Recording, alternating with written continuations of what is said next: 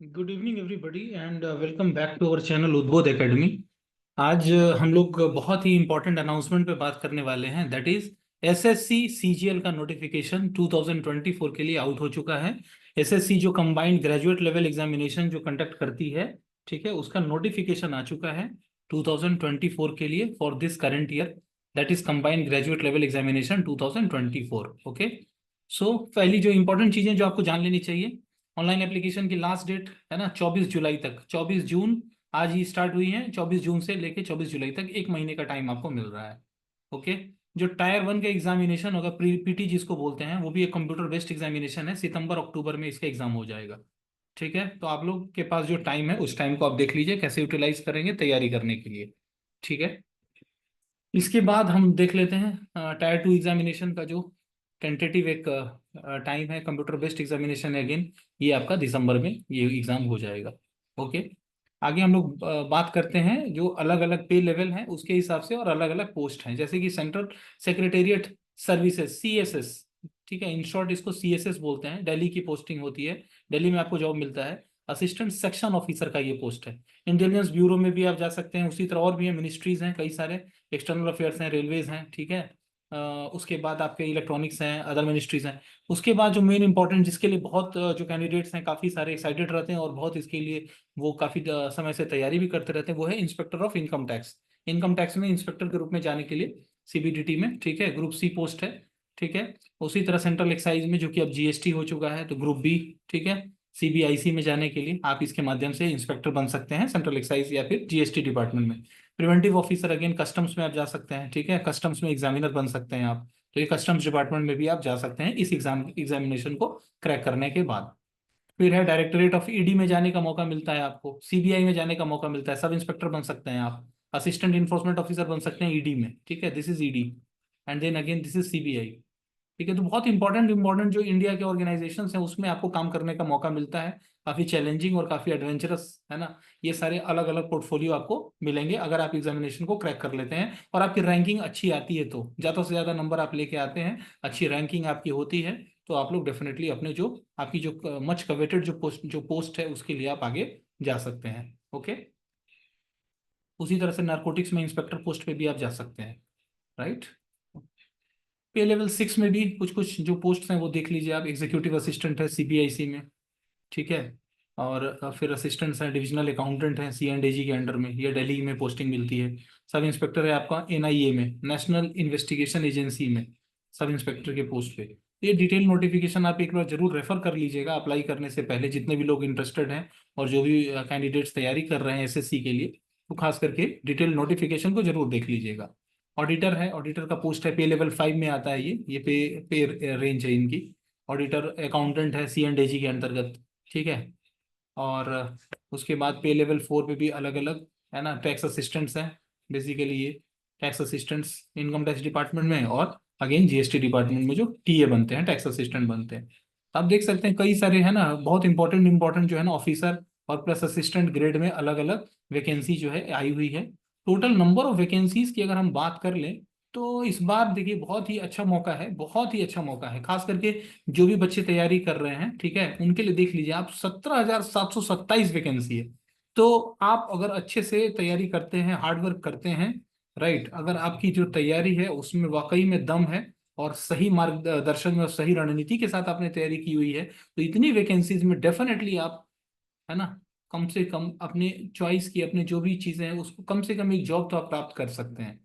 और जो बच्चे काफ़ी सिंसियर हैं, ज़्यादा अटेंटिव हैं, जिन्होंने बहुत अच्छा मेहनत किया हुआ है और अच्छे से प्रैक्टिस किया हुआ है, सिलेबस को कवर किया हुआ है, जिनका कॉन्सेप्ट बिल्कुल क्लियर है, सेट प्रैक्टिस में ओके हैं, कंफर्टेबल हैं, तो डेफिनेटली वो जो उनकी डिजायर्ड जो जिस पोस्ट पे वो जाना चाहते हैं उसके लिए वो लोग क्वालिफाई कर सकते हैं।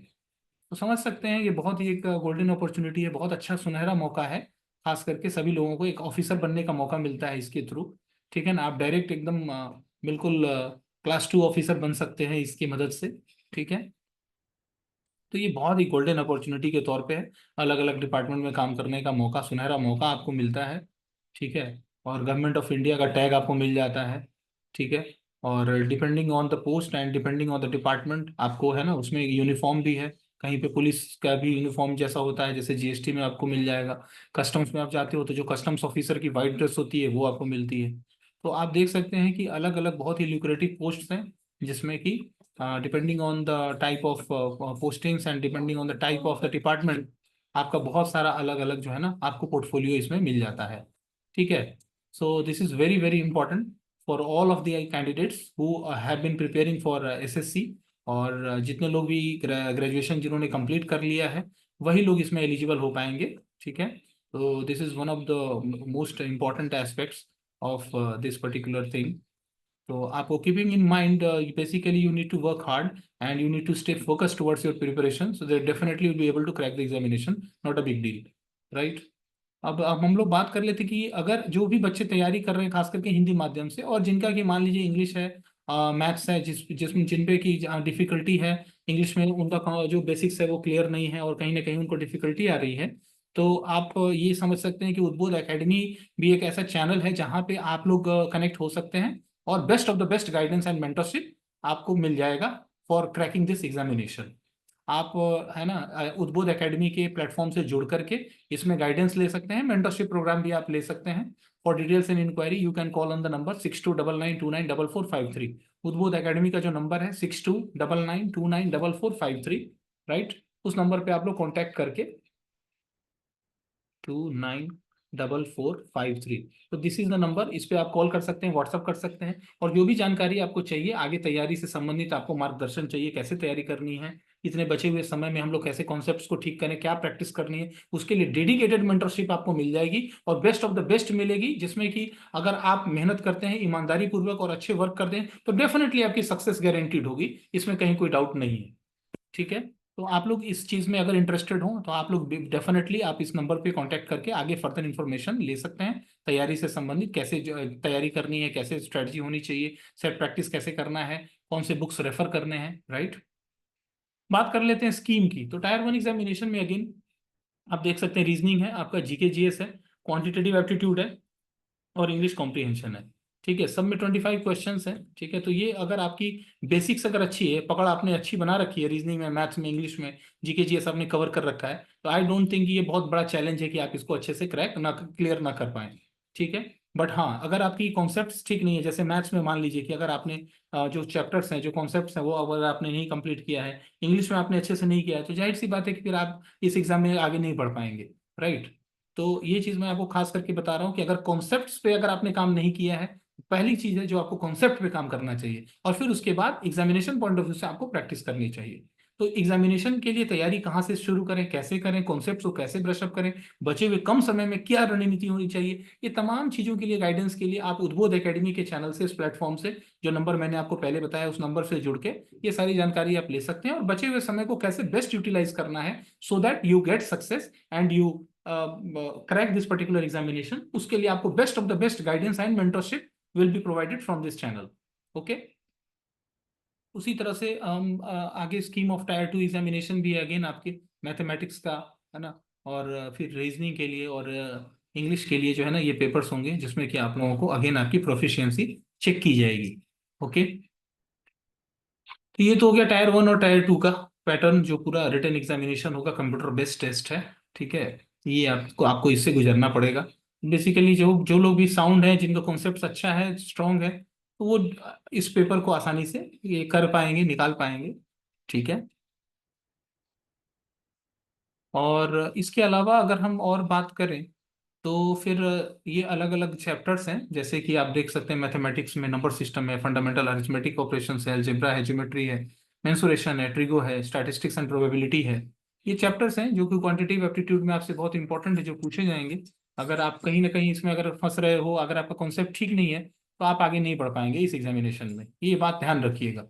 ठीक है। जितने भी रीजनिंग के जो चैप्टर्स हैं, सिलॉक्स है, एनालॉजी है, सिंबॉलिक नंबर एनालॉजी है, ट्रेंड्स है, फिगरल एनालॉजी है, स्पेस ओरिएंटेशन है, डायरेक्शन सेंस है, ब्लड रिलेशन है, सिटिंग अरेंजमेंट्स है, ठीक है, ये प्रॉब्लम सॉल्विंग है, ये सारी चीज़ों पे आपको कंफर्टेबल होना पड़ेगा, कोडिंग डिकोडिंग है, न्यूमेरिकल ऑपरेशंस है। ठीक। उसी तरह से इंग्लिश की हम बात कर लें तो vocabulary, grammar, sentence structure, synonyms, antonyms and their correct usage, spot the error, fill in the blank, synonyms, homogeneous antonyms. ठीक है। ज्यादातर तो वोकेबलरी के लिए idioms and phrases, one word substitution, improvement of sentences, active and passive voice of grammar, active and passive voice of verbs, conversion into direct indirect narration, etc. So this aspect is very crucial and very critical as far as your preparation is concerned. आप लोगों को इन सब areas में, इन सब subjects में काफी comfortable होना चाहिए और सीरियसली आपको इसमें तैयारी करनी चाहिए। जनरल अवेयरनेस के पेपर्स हैं जिसमें आपको कंफर्टेबल होना चाहिए। कंप्यूटर प्रोफिशिएंसी का भी मॉड्यूल है, ठीक है। और अलग अलग जैसे कि कुछ जो पोस्ट्स हैं उसके लिए स्टैटिस्टिक्स का भी पेपर देना होता है। तो जो लोग इंटरेस्ट, सबके लिए तो नहीं है, मैंडेटरी नहीं है। जो लोग जो डिपेंडिंग ऑन द पोस्ट, जिस पोस्ट के लिए वो अप्लाई कर रहे हैं उस हिसाब से उनको ये चीज में ये करना पड़ेगा, ठीक है। तो ये इसी के साथ मैं इस सेशन को यहाँ पे कंक्लूड करता हूँ and wishing you all the very best for the examination so that you get success. Thank you so much.